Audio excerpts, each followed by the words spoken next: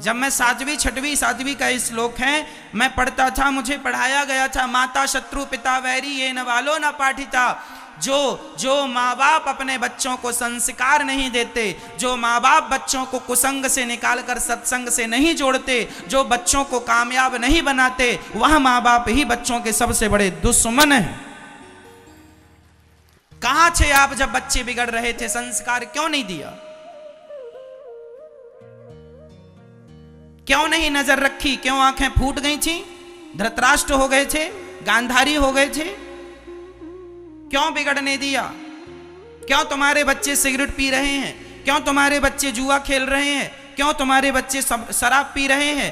क्यों तुम्हारे बच्चे रास्ते के चलती हुई बेटी बहन को छेड़ रहे हैं? क्यों हैं तुम्हारे बच्चे ऐसे? जिनके हैं मैं उनको कह रहा हूं, आप अपने बच्चों को संस्कार देना, नहीं तो दुर्योधन बनेगा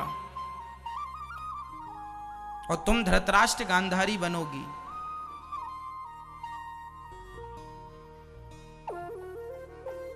जरूरत से ज्यादा कॉन्फिडेंस भी नहीं होना चाहिए कि मेरे बच्चे तो बहुत अच्छे हैं। नहीं महाराज, मेरे बच्चे तो गलती करेंगे नहीं। अच्छा है तुम्हारे बच्चे अच्छे हैं, गलती ना करें, फिर भी नजर रखने में बुराई ही क्या है? क्या बुराई है? आजकल तुम्हारे बच्चे इतने एडवांस हैं, कंबल के भीतर मां को लगता बेटा सो गया, वो व्हाट्सएप चलाता है कंबल के भीतर। तुम्हें लगता बेटी सो गई और वो फेसबुक में लगी है बातें करने के लिए। तुम्हारे बच्चे तुमसे ज्यादा होशियार हैं साहब, अपने आप को ही होशियार ना समझना। ऐसे माँ बाप को हम गांधारी और धृतराष्ट्र कहते हैं।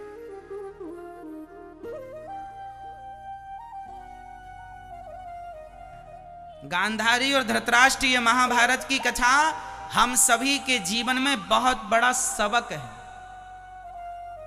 हम सभी के जीवन में सीखने के लिए क्या है हमारे लिए? सबक, शिक्षा। गलती ना हो। जीवन की एक गलती, एक गलत निर्णय सारी जिंदगी रुलाती है, हाँ या ना? आपने जीवन में एक गलत निर्णय ले लिया, सारी जिंदगी रोएंगे आप, और एक सही निर्णय ले लिया, सारी जिंदगी वह निर्णय आपको प्रसन्न रखेगा। निर्णय आपको लेना। महाभारत में कौरवों ने सारे गलत निर्णय लिए। पितामह भीष्म ये भी तो कह सकते थे मैं युद्ध नहीं करूंगा।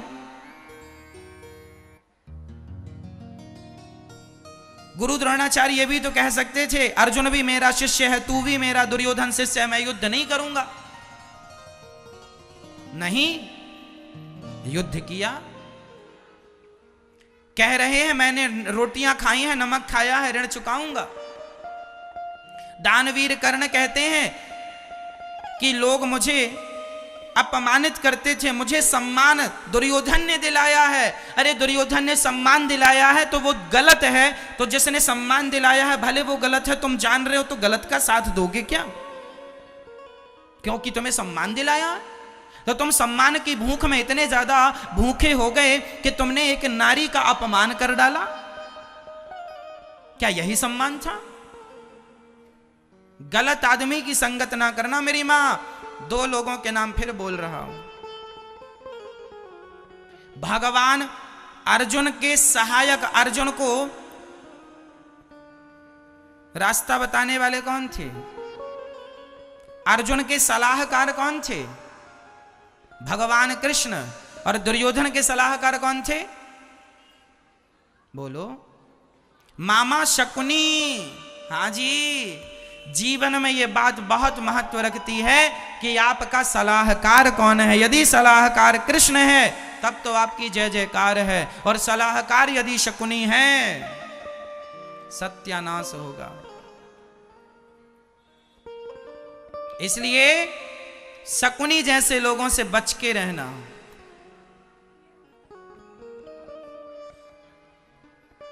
माता कैकेयी की सलाहकार कौन थी? कौन? मंथरा। परिणाम जानते हो?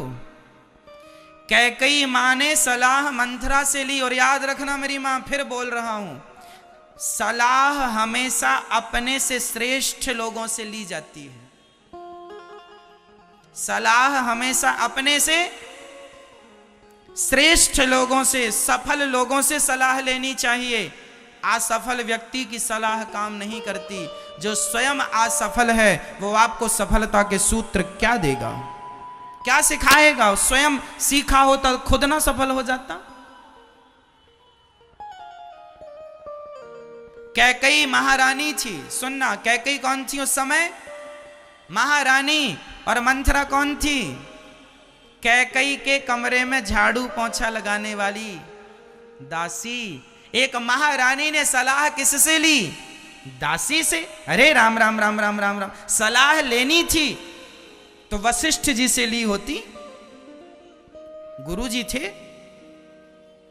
सलाह हमेशा अपनी बुद्धि से ज्यादा बुद्धिमानों की सलाह लेनी चाहिए।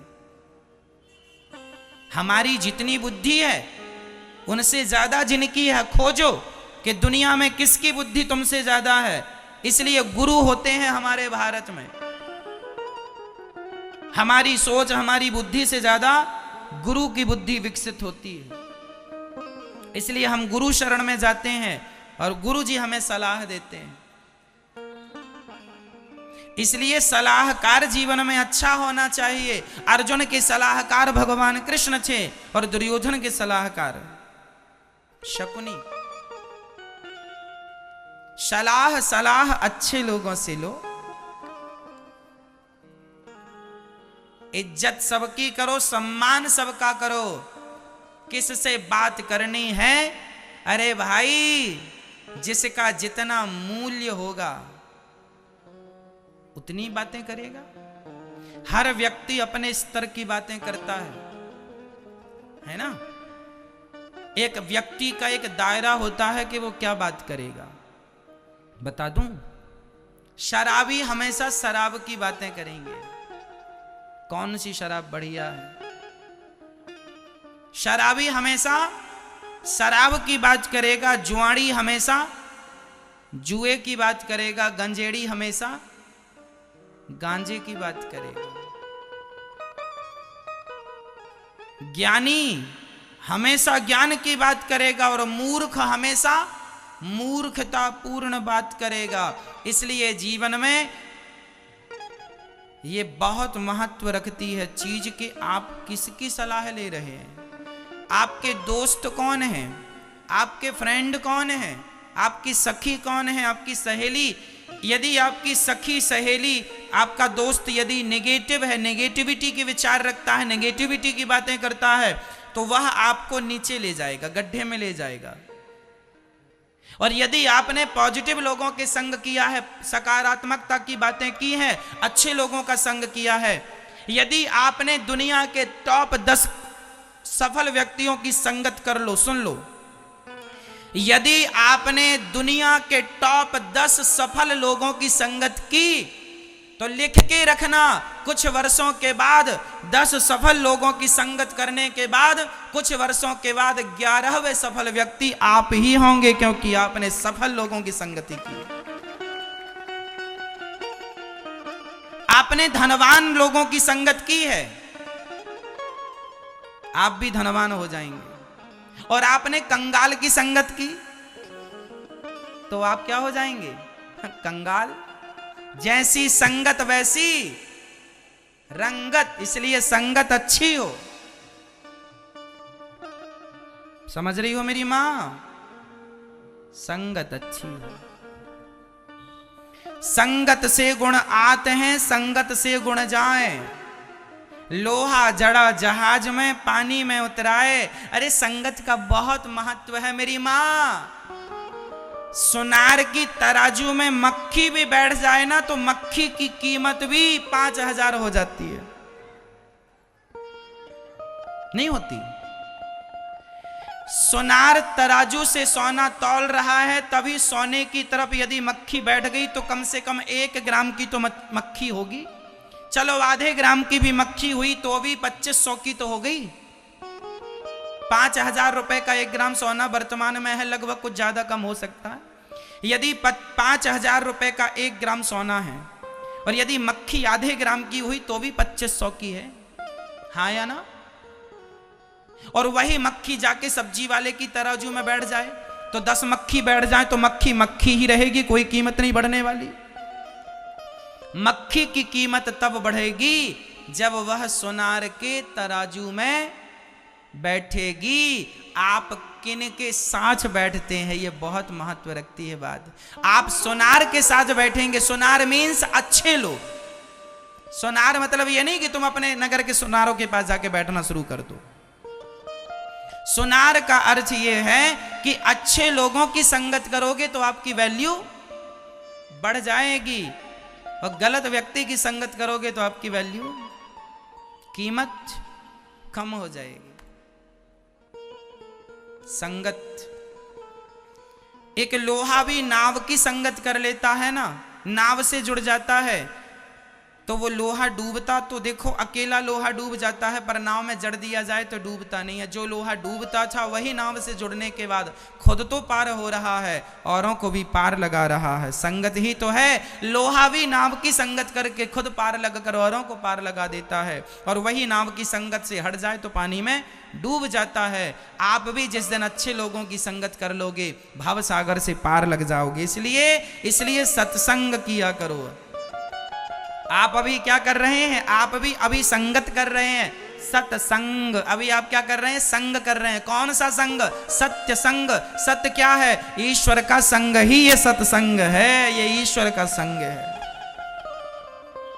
इसलिए सदा ज्यादा नहीं, थोड़ा नहीं, सत्संग थोड़ा ही सही रोज किया करो, समय रोज निकाला करो।